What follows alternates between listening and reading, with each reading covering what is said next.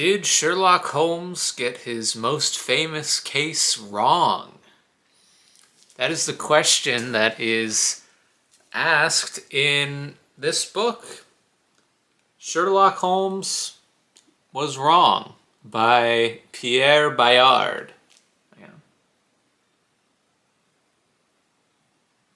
Sorry, it's got a Mylar cover because I checked this out from the library. But Sherlock Holmes was wrong, reopening the case of The Hound of the Baskervilles. Now, The Hound of the Baskervilles is a 1901 novel by Arthur Conan Doyle.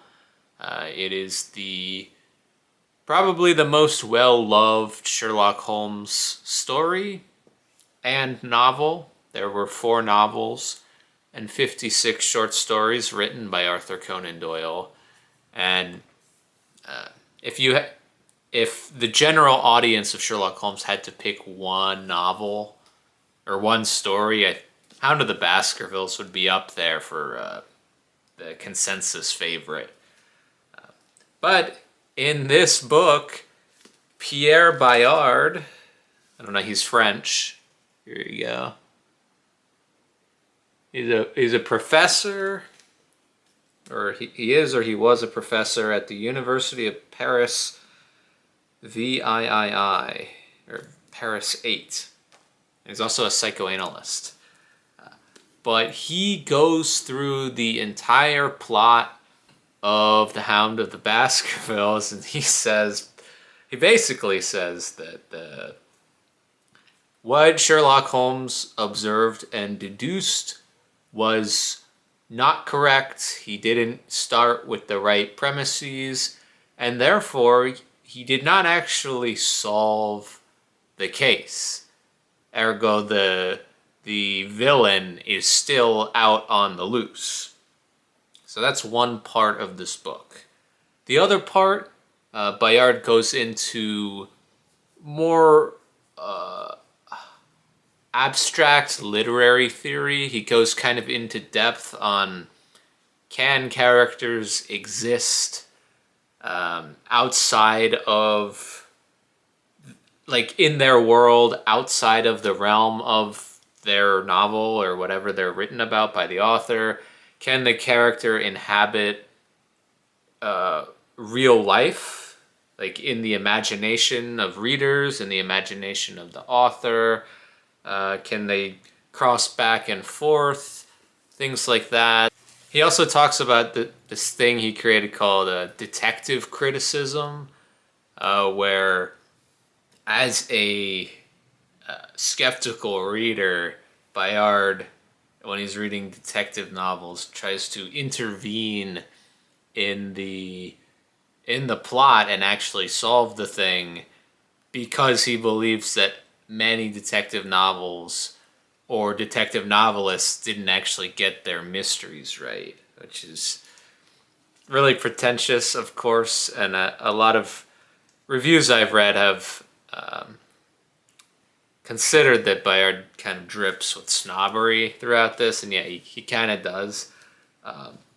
But if you have read The Hound of the Baskervilles, I think this is a really fun consideration of the entire plot of the novel. And I'll get into some spoilers later if you're interested. I'll clearly mark that. But he does prove that Arthur Conan Doyle's plot in The Hound of the Baskervilles or the detective work that Holmes does, is actually a lot weaker than one might assume for a sleuth as well-known and powerful as Sherlock Holmes. There's actually a lot of flaws and gaps that what I think Bayard is doing here is that there are ambiguities and vagueness strewn throughout that Conan Doyle doesn't fill in all the gaps, and so there are numerous other possibilities that these gaps can be filled with, and there's not a statement at the end where there's a villain who says, "Oh, you caught me. I did everything. I did this, this, this, this, and this." So there are gaps which can be exploited, and Bayard does that here. But in my opinion, the Sherlock Holmes stories are not stories that a reader goes into and expects, "Oh, I'm going to figure this out." It's hardly ever like that. Some of the stories you can figure out by context clues, but most of it is just Holmes pulling things out of the environment that he sees, that most of the time we don't actually see it until it comes together at the end, because we don't have an omniscient perspective. It's the reminiscences of John Watson, Sherlock Holmes's friend and scribe, who writes down the Sherlock Holmes adventures. So these stories usually come together as they go, and we're, at least in my interpretation, it's not really supposed to be something where you're expected to try and figure it out before the ending. But it is fun when that happens. But yeah, Sherlock Holmes was wrong, allegedly. One thing I didn't like about this book, well, I didn't particularly enjoy any of the literary theory that Bayard went into. I just liked the Hound of the Baskervilles content, which is only about half the book. But another thing I didn't really jive with is Bayard citing Conan Doyle's distaste with Sherlock Holmes and his having killed off Holmes in 1893 in the memoirs.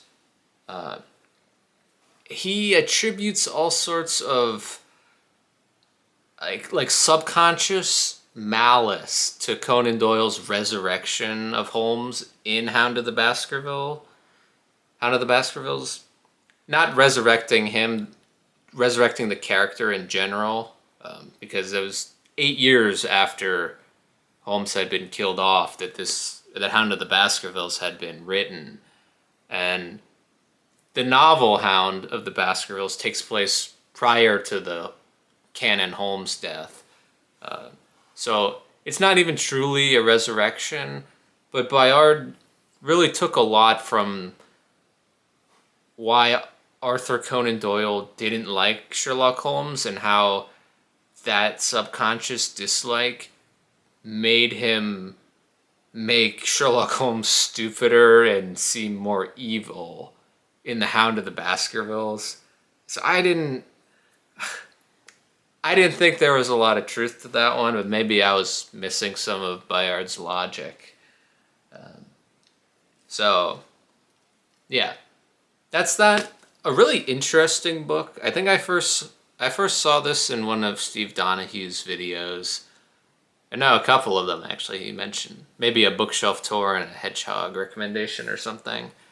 But it's a quick read. It's only 180 pages, and it's a small sized book. But I had fun with it.